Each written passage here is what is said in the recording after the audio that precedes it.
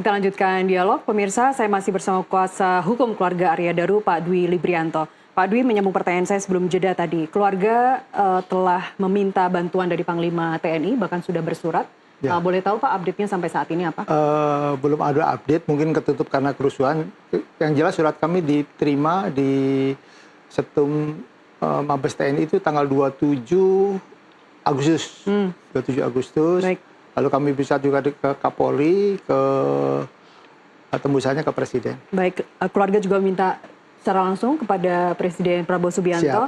Apa sebenarnya harapan terbesar dari minta ke Presiden, minta ke Panglima TNI, dan segera akan diagendakan? Kalau tadi keterangan dari Bang Nasir Jamil dari Komisi 3 DPR akan diagendakan untuk RDPU pada pekan depan. Kami sebenarnya sebagai masyarakat ingin keadilan. Itu satu. Yang kedua, sebenarnya dengan kasus ini diangkat juga membantu sekali para diplomat bahwa pelindungan terhadap diplomat sebagai wakil negara di negara asing.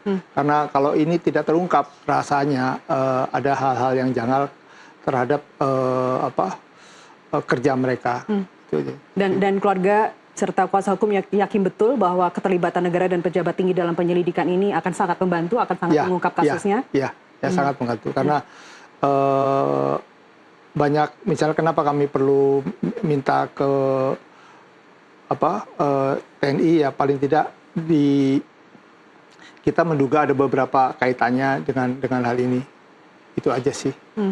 Tapi namanya dugaan, ya kita ingin supaya kita bisa kebuka semuanya, lebih transparan. Dari institusi Arya sendiri Pak, dari Kementerian Luar Negeri, sejauh apa selama ini mereka komunikatif dengan kuasa hukum?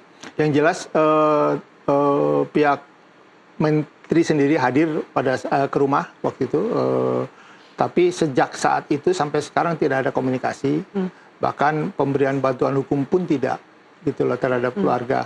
Jadi apa yang diharapkan Pak? Paling tidak keluarga disupport lah, keluarga karena ini dalam bentuk misalnya kasih informasi, kita bisa masih. Saya sudah bersurat ke Menteri Luar Negeri untuk minta audiensi. Nah, dari situ kan bisa, sampai sekarang juga belum dijawab audiensi kami ke Kementerian Luar Negeri. Nah, sampai sekarang pun juga kami menunggu supaya kami bisa, paling tidak begini, dengan kami bisa ketemu teman-temannya dan sebagainya, mungkin ada hal-hal baru yang bisa kami dapat gitu loh. Ada bukti-bukti itu, misalkan begini, Daru baru nangani suatu kasus ini kan kita bisa, jalannya kan jelas itu.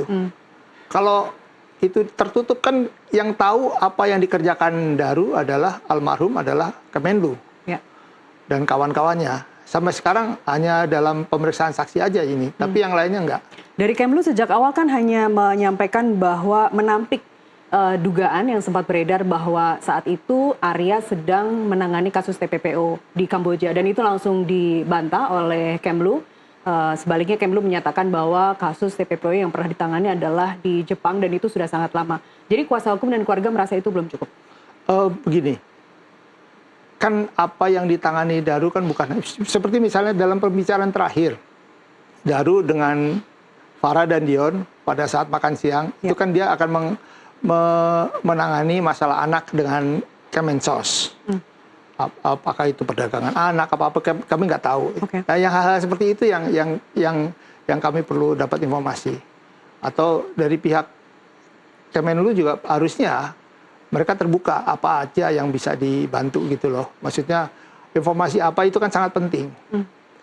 Di komunikasi Daru dengan kantornya kan banyak sekali, bukan hanya itu. Mungkin dalam 1 bulan apapun yang dia kerjakan. Dan itu sebenarnya terrecord oleh pimpinannya langsung. Pasti, yang pasti. Dan pimpinannya langsung pun juga keluarga belum pernah menemui.